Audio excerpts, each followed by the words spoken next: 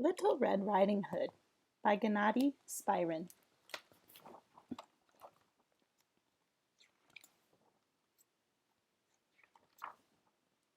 Once upon a time there was a little girl who was loved by everyone.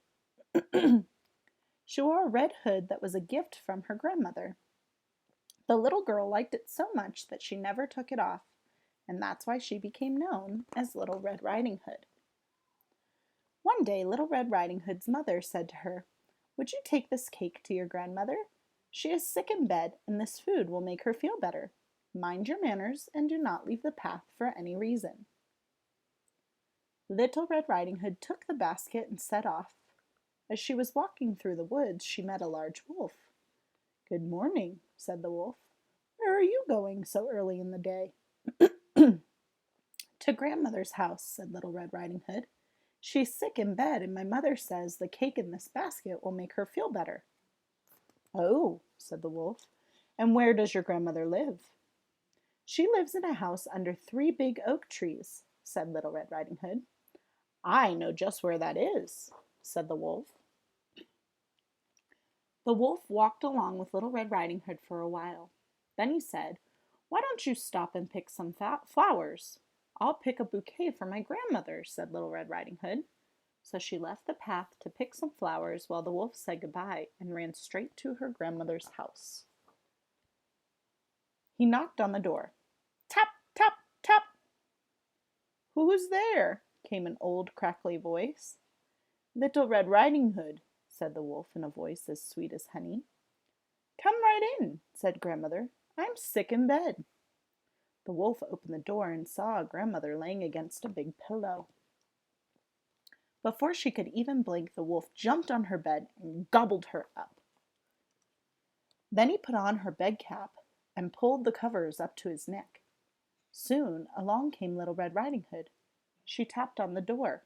Tap, tap, tap. "Who's there?" asked the wicked wolf in an old woman's voice. "It's Little Red Riding Hood, and I've brought you some cake from Mother." "Come in," called the wolf. Little Red Riding Hood opened the door, walked over to her grandmother's bed, and climbed up. "Oh, grandmother, what big hands you have," said Little Red Riding Hood. "The better to hug you with," said the wicked wolf. "Oh, grandmother, what big ears you have," said Little Red Riding Hood.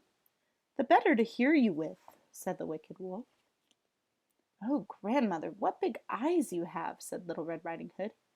"The better to see you with," said the wicked wolf. "Oh, grandmother, what big teeth you have," said Little Red Riding Hood. "The better to eat you with," said the wicked wolf. And with that he leapt out of bed and swallowed Little Red Riding Hood in one big gulp. Then he climbed back under the covers and fell fast asleep. Soon he was snoring. After a while 2 hunters passed by the house. "How the old lady snores," said one. "Let's see if she is all right." They pushed open the door and saw the wolf lying in the grandmother's bed. "A great big wolf!" shouted the hunters. The wolf woke up and jumped to the floor. The hunters lifted their guns to shoot him, but then they noticed the wolf's fat stomach.